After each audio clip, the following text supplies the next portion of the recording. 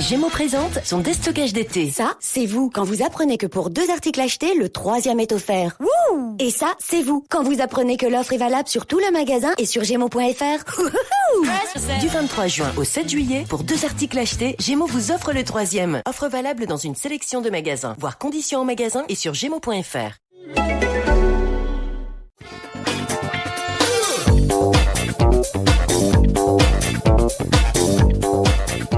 Bonjour à tous et bienvenue sur Positron, un podcast où on parle de recommandations culturelles et où je vous fais part de mes toutes dernières découvertes, qui sont pas forcément les choses les plus récentes de la Terre, mais qui sont quand même cool et que vous ne connaissez peut-être pas.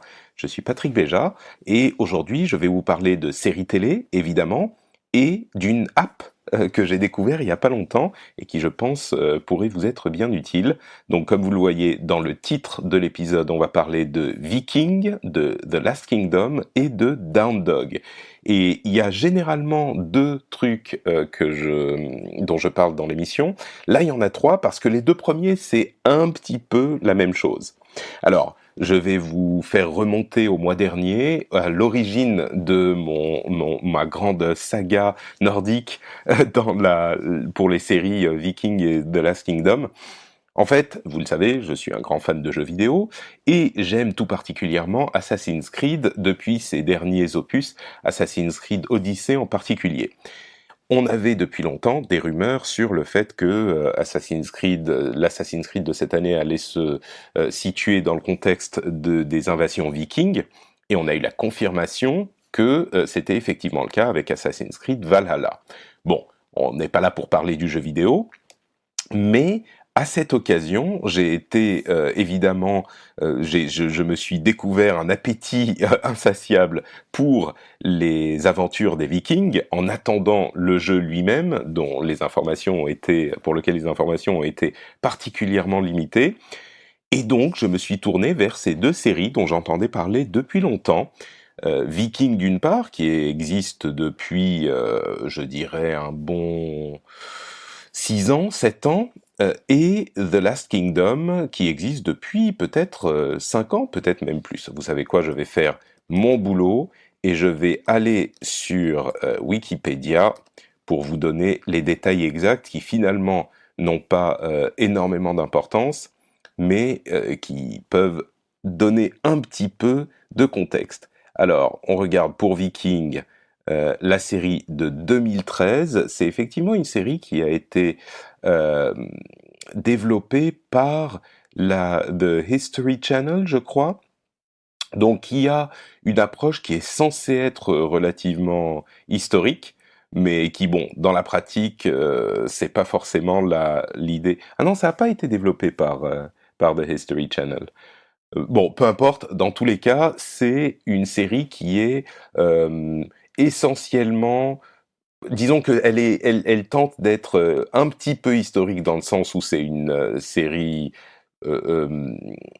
qui est placée dans un contexte historique, mais il y a quand même, c'est des personnages un petit peu légendaires et c'est des faits qui sont pas forcément hyper réaliste, il y a un petit peu de mysticisme, mais très léger par petites touches. Bref, on est dans une série qui n'a pas la prétention forcément d'être parfaitement exacte. Dans le cas de The Last Kingdom est un petit peu différent, puisque là, c'est une série Netflix, et l'idée est d'être un petit peu plus proche de la réalité historique, avec tout de même des grandes libertés qui sont personnifiées par le personnage principal. Alors c'est une série qui avait été développée par la BBC pour les 2 premières saisons et qui aujourd'hui a été reprise par Netflix, il semble. Dans le cadre de The Last Kingdom. Et donc, on est dans un contexte un petit peu plus historique, d'autant plus que The Last Kingdom est basé sur un ouvrage de Bernard Cornwell qui s'appelle The Saxon Stories, qui raconte les invasions vikings dans le contexte de l'Angleterre de l'époque. Alors, je parle de l'époque, on est pour Viking un tout petit peu plus tôt, au tout début des invasions vikings. Je crois qu'on est au début du 9e siècle, fin du 8e, donc 700. Voilà. Alors ils disent, ça se base, ça commence avec la première arrivée, le premier raid à Lindisfarne dans le cadre viking, qui a eu lieu en 793. Donc c'est, on va dire, en gros, les premiers rapports qu'on a sur les premiers raids des Vikings dans le nord de l'Angleterre. The Last Kingdom, c'est bien après. On est, je crois, environ un siècle après. C'est ça, on commence en 866. Donc, à ce moment-là, les invasions vikings sont beaucoup plus fréquentes et l'Angleterre, ou ce qui n'était pas encore l'Angleterre, était habituée à l'idée des raids de vikings. Mais en plus de ça, il y avait beaucoup plus de populations nordiques et scandinaves qui étaient établies en Angleterre. Donc le rapport est un petit peu différent, et ça se reflète, c'est à ce point que je veux arriver, parce que les deux séries sont vraiment très très bonnes. Pour moi, alors, c'est pas les meilleures séries de l'histoire, mais elles vous donnent clairement ce qu'elles vous promettent. Et on a des grandes qualités pour ces séries, des qualités de recréation du contexte historique, même si on colle pas à 100% à la réalité historique. C'est-à-dire que c'est vraiment des séries d'époque qui sont pas faites avec 4 euros, quoi. Il y a des gros moyens qui sont mis là-dedans. Il y a des villages, des villes, des costumes qui sont recréés, et donc on nous plonge vraiment dans l'ambiance de cette époque de manière très convaincante. Donc à ce niveau-là, déjà, on a énormément de qualité pour ces séries, parce que on n'est pas dans un truc cheap. Ensuite, elles sont passionnantes. C'est des séries d'aventure. C'est pas des séries qui sont particulièrement cérébrales, on va dire, même si il y a un petit peu de ça quand même. Mais c'est plutôt des séries d'aventure. Et là aussi, on a l'aventure médiévale dans un contexte qu'on n'a pas forcément connu auparavant. C'est un contexte qui nous est pas familier, parce que tout ce qui est médiéval dans l'Europe centrale, on connaît un petit peu, on a l'habitude. Là, avec le contexte des Vikings, c'est quelque chose qui nous est pas.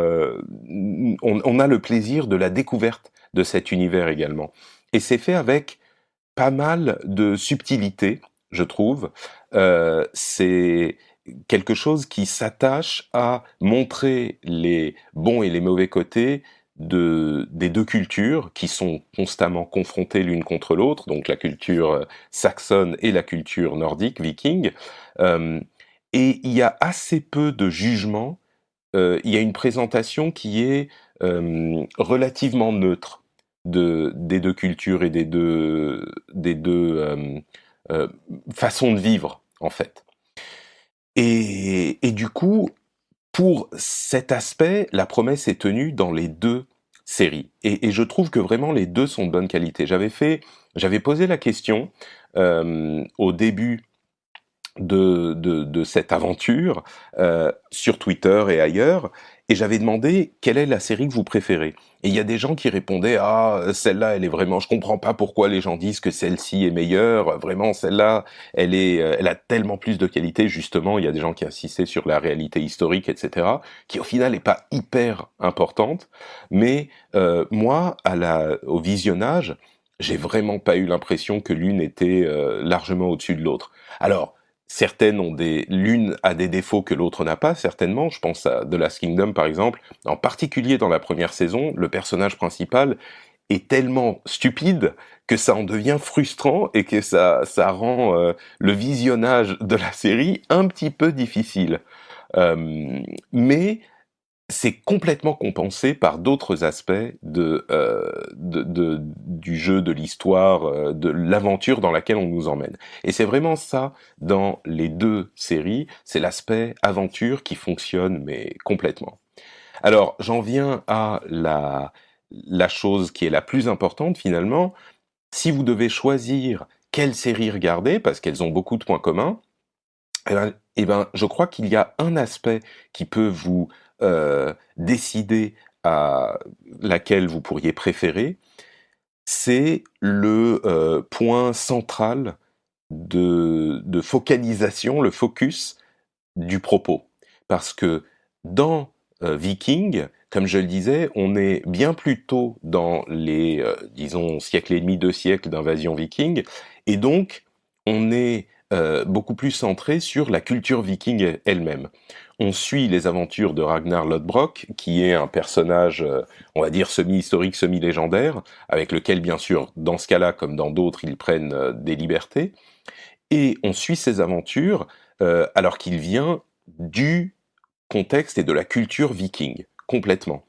Et donc, en particulier dans les premières saisons, on est très peu en Angleterre. Ça arrive, mais on est assez peu en Angleterre. Et du coup, on a cette focalisation qui est vraiment très forte sur la culture viking.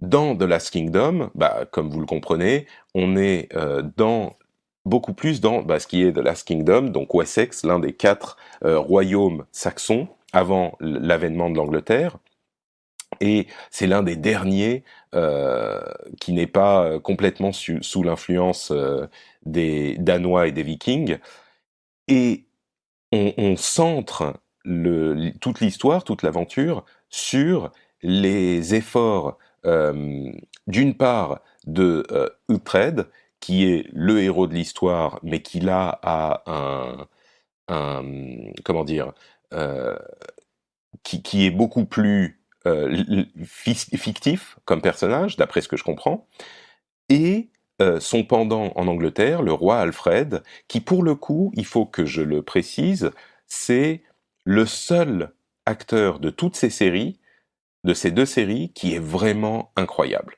Pour le coup, il y a des bons acteurs dans les 2 séries. Selon certains, le jeu de Travis Flamel, qui joue le personnage principal de Viking, Ragnar, est très bon. Moi, je dirais qu'il est bon, c'est pas mal. Il y a plein de bons acteurs, mais pour le coup, euh, le personnage du roi Alfred est vraiment saisissant. C'est un acteur de première qualité, et donc ça amène pas mal à cette série. À chaque fois qu'il est à l'écran, on passe à un autre niveau, quoi. Euh, mais donc, on est vraiment centré sur donc Uhtred et euh, donc le roi Alfred. Et donc on est dans ce contexte saxon et on passe très peu de temps dans les pays nordiques. Même si on a évidemment notre dose de culture viking, parce que bah, les Vikings ils sont là, ils sont en Angleterre et ils font une partie complètement intégrante, ils font partie intégrante de l'histoire. Donc, recommander l'une plutôt que l'autre, franchement, vraiment, c'est difficile. Ça va être en fonction de vos goûts personnels. Moi, j'ai énormément apprécié les 2. La série Viking dure depuis plus longtemps et elle a plus de séries, plus de saisons. Je dirais peut-être que dans la série The Last Kingdom, on a un petit peu plus de légèreté. Même si, bon, les Vikings, c'est pas des enfants de cœur, et au Moyen-Âge, en Angleterre et ailleurs, c'était pas la joie tout le temps. Donc, on n'est pas dans des trucs super marrants, mais on a un peu plus de légèreté dans le contexte de Last Kingdom, et des personnages un peu plus marqués encore. Ils sont très marqués dans Viking aussi, mais il y a des personnages qui sont, on dit en anglais colorful, qui sont plus pittoresques presque, et ça marque un petit peu plus une fois qu'on a fini les saisons. On se souvient, ah, il y avait tel personnage qui était cool, tel personnage qui était cool. Dans Viking, on a une monotonité dans le sens où ils sortent moins du lot, tous les personnages. C'est tous des Vikings, oui, ils ont des caractéristiques différentes, il y a des personnages intéressants, on pense à Floki par exemple, ou enfin il y en a plein qui sont vraiment intéressants, mais on a moins de personnages qui sortent vraiment complètement du lot, comme c'est le cas peut-être dans The Last Kingdom. Mais vraiment, je suis un peu en train de chercher la petite bête, je crois. Les 2 sont de grande qualité, et enfin de grande qualité. Encore une fois, c'est pas les meilleures séries de l'histoire, mais les deux donnent vraiment ce qu'on euh, espère en y allant. Donc voilà, les deux séries, je les recommande. Les deux sont super cool et je pense que vous serez si l'idée de voir les aventures de Vikings en Angleterre vous plaise, et ben vous serez pas déçus. Si c'est plutôt la partie de Vikings qui vous attire, bah allez vers Vikings. Si c'est plutôt la partie de en Angleterre qui vous attire, et ben allez plutôt vers The Last Kingdom. Euh, Dernier élément sur cette discussion, est-ce que c'est recommandé pour tout le monde, pour les fans ou pour personne? Bon, bah évidemment, moi, dans le cadre de Positron, c'est les trois catégories j'ai créées. Pour personne, évidemment, je parle jamais de séries que je recommande pour personne ou de trucs que je recommande pour personne. Là, je dirais, on n'est pas tout à fait au niveau de pour tout le monde. Parce qu'il y a quand même des choses qui plairont pas. C'est de l'aventure, c'est de l'action, c'est de la violence, c'est un peu gore parfois. Donc, c'est pas un truc que je recommanderais à n'importe qui. C'est pas des trucs qui transcendent les catégories et le genre pour être recommandables à tout le monde. Donc, c'est plutôt pour les fans. Mais les fans seront très satisfaits, je crois, des deux séries. Donc voilà, Viking et The Last Kingdom. Et le dernier truc dont je voulais vous parler, c'est une app qui s'appelle Down Dog. Et Down Dog, c'est une app que je recommanderais pour le coup vraiment à tout le monde. Et qui est pas juste pour les fans. C'est une app de yoga. Down Dog, c'est la position de yoga qui s'appelle chien tête en bas en français. Et c'est une application de pratique du yoga. Et là, vous allez me dire, waouh, c'est bon, on connaît ce type d'application d'exercice, d'application de méditation, d'application de yoga. Ça vous met des vidéos qui vous disent quoi faire, et puis voilà.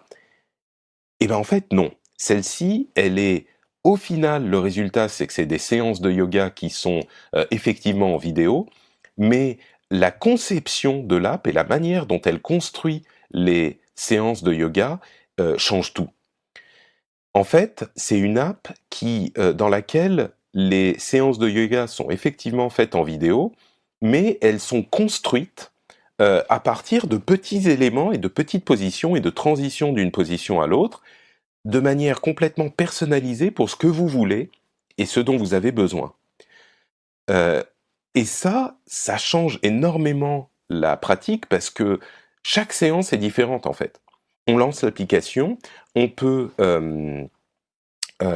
décider de différents facteurs. Je vais la lancer là pour vous dire exactement de quoi il s'agit.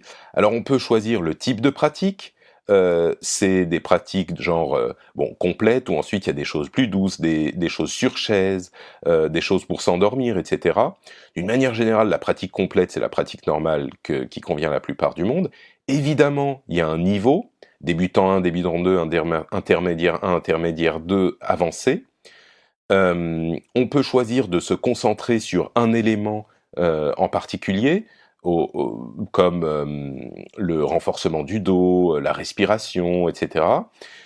Et puis, on choisit la durée de la séance, la quantité de savasana, qui est le repos à la fin, en fait, la détente à la fin. Il y a d'autres éléments qu'on peut choisir aussi. Et puis, on lance la séance.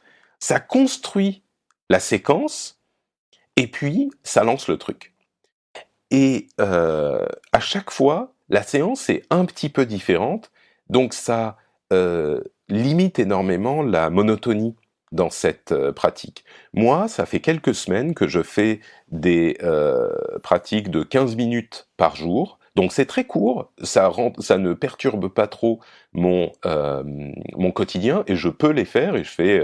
bon là, je suis en vadrouille à Helsinki, et donc j'ai pas forcément eu le temps de le faire, mais c'est un truc qui est très peu disruptif pour votre quotidien. Vous posez sur votre tapis de yoga, c'est quand même plus pratique d'avoir un tapis de yoga parce que sinon c'est plus difficile de prendre ses appuis, mais bon, vous vous posez et vous vous lancez dans la séance qui est très bien faite. Vous avez la vidéo qui vous montre les positions, vous avez des descriptions, qu'on peut rendre plus ou moins complète. Si c'est complet, ça va vous expliquer vraiment chaque déplacement à faire, à quel moment prendre une inspiration ou une expiration, ce genre de choses. Et puis, au fur et à mesure qu'on s'habitue au nom des positions, etc., on peut réduire le nombre enfin, le détail de tout ça. Mais c'est vraiment construit de manière personnalisée et chaque jour, la séance est un petit peu différente. Alors, on a quand même, moi je fais surtout du débutant, hein, je suis très très mauvais en yoga, mais on a des bases. D'ailleurs, la position down dog, vous allez apprendre à l'adorer ou à la détester parce qu'elle revient tout le temps. C'est un peu, je comprends le nom de l'app, mais ça change un petit peu tout le temps, ça vous motive. Et le fait que ça soit super facile à lancer vous encourage à le faire un petit peu plus que sur d'autres applications. Super facile à lancer, ce que je veux dire, c'est que vous choisissez ce dont vous avez besoin et ça le module pour vous. Et le truc, c'est que, alors, il y a un abonnement, l'app est gratuite pendant 7 jours, je crois, et puis vous avez un abonnement. Le prix de l'abonnement change en fonction de la période, il y a des promos, ce genre de choses. Je vais aller sur le site pour voir le prix que c'est en ce moment, mais je crois que c'est, on va dire, entre 30 et 50 euros par an. 30 à 50 euros par an. Alors là, par exemple, vous avez 33% de réduction en ce moment sur le site. Franchement, je crois qu'il y a toujours des réductions. On est à un prix de base d'une cinquantaine d'euros. Moi, je l'ai eu à genre 20 euros par an parce que c'était une promo à ce moment où j'ai pris l'abonnement. Mais même à 50 euros ou 60 euros, vu l'efficacité, on est au plus proche de ce que j'ai vu d'une vraie séance avec un vrai prof dans une salle. Et le prix que coûtent les vraies séances avec un vrai prof dans une salle, évidemment, c'est à des années-lumière. Enfin, vous payeriez 20 euros par séance, quoi. Et donc, le rapport qualité-prix, alors évidemment, c'est pas aussi bien que avec un vrai prof dans une salle qui peut vous dire ce que vous faites bien ou mal, etc. Ça peut peut-être même valoir le coup de faire une ou deux séances avec un prof de temps en temps pour s'assurer qu'on fait pas trop de bêtises, mais le rapport qualité-prix, vous pouvez en faire un quart d'heure par jour pour 20 euros par an ou pour 50 euros par an. Franchement, c'est un rapport qualité-prix, mais imbattable. Et encore une fois, c'est une expérience qui est très différente des applications de remise en forme dont on a l'habitude. C'est beaucoup plus efficace et donc je vous encourage vraiment à la tester, même si ça vous intéresse, même si vous avez déjà essayé ce genre d'app, parce que moi j'en ai essayé quelques-unes et j'ai jamais eu ce type d'expérience. Alors peut-être que ça existe et que je les ai pas trouvées, mais sur celle-ci, je suis vraiment hyper enthousiaste et hyper convaincu. Je note que c'est Marion Doumain, notre amie et co-animatrice du Rendez-vous Tech, qui me l'a recommandé. Et vraiment, je suis hyper reconnaissant parce que c'est une solution, en fait, à un problème que j'ai et que beaucoup de gens ont. C'est comment faire un minimum d'exercice quand on a un travail sédentaire, assis à un bureau tout le temps, un minimum d'exercice facilement et de manière accessible. Et en l'occurrence, c'est des choses qui sont relativement douces, qui sont quand même des efforts, qui sont beaucoup d'étirements, et qui sont pas des trucs qui vont vous vous rebuter, ou moins que des trucs qui vont vous faire énormément suer. Le but est pas de faire de l'exercice qui va vous... Bien sûr, il y a des niveaux plus avancés, mais le but est pas forcément de faire des exercices qui vont vous muscler, c'est des exercices qui vont vous faire bouger et qui vont vous faire faire des étirements, etc., etc. Il y a des moments où c'est un petit peu dur, hein, je vous rassure. Le yoga, c'est pas forcément le truc hyper doux tout le temps. Il y a des pauses qui sont difficiles à tenir, mais c'est pas la grosse le gros truc où on souffle et on sue, etc. C'est beaucoup plus doux que ça, donc c'est plus accessible, donc on en fait plus. Là, je vous en parle, j'ai jamais été un gros adepte des trucs de sport, et pourtant, je vous en parle, j'ai envie d'aller faire ma séance de yoga. Donc ça, c'est un truc unique pour moi, en tout cas. Donc peut-être que c'est un truc qui me parle moi particulièrement, que ça vous parlera moins, qu'il y a d'autres choses qui vous parleront plus. Mais moi, je suis hyper convaincu, hyper enthousiaste, et je vous la recommande très très très chaleureusement. Donc voilà, ça s'appelle Down Dog et c'est une application de yoga il y a même sur le web, sur box télé, évidemment, sur téléphone, tablette, iOS, Android, etc.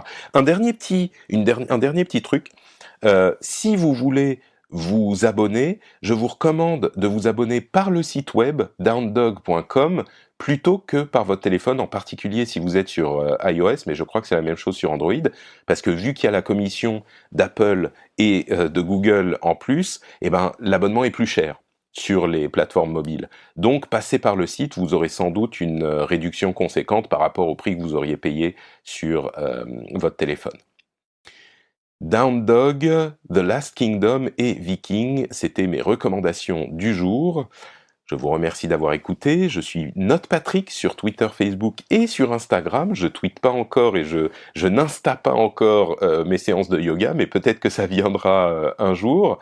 Et évidemment, si vous appréciez mon contenu, vous pouvez aller écouter le Rendez-vous Tech ou le Rendez-vous Jeu. Les choses chauffent dans l'été des consoles et dans la nouvelle génération, donc on a énormément de choses à dire sur le Rendez-vous Jeu. Si vous aimez un petit peu le jeu vidéo de près ou de loin, c'est une émission qui est hyper accessible, facile à comprendre et qui vous résume tout, hein. Donc le Rendez-vous Jeu, pensez-y. Et puis, merci d'avoir écouté Positron. On se retrouve pour un nouvel épisode très bientôt. Ciao à tous.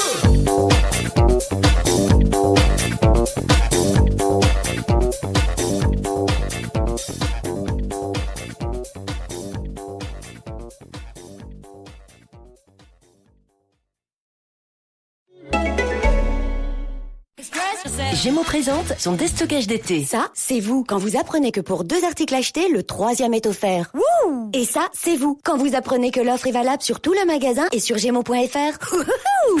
Du 23 juin au 7 juillet, pour 2 articles achetés, Gémeaux vous offre le 3e. Offre valable dans une sélection de magasins. Voir conditions en magasin et sur Gémeaux.fr.